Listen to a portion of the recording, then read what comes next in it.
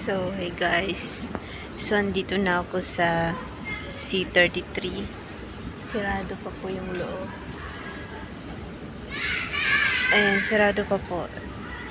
Waiting na po ako dito. Pero alas 2 pa yung flight. Tapos, gutom na ako. Sakit yung tiyan ko. Yung pagkain ko dito, mga puro chocolate. May mga nuts ako. Meron akong galing sa Gulf Air. Tubig.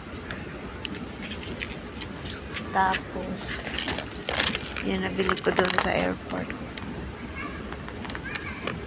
Ang layo. Hindi naman masyadong malayo. Naglalakad lang. Pero, tuloy-tuloy naman.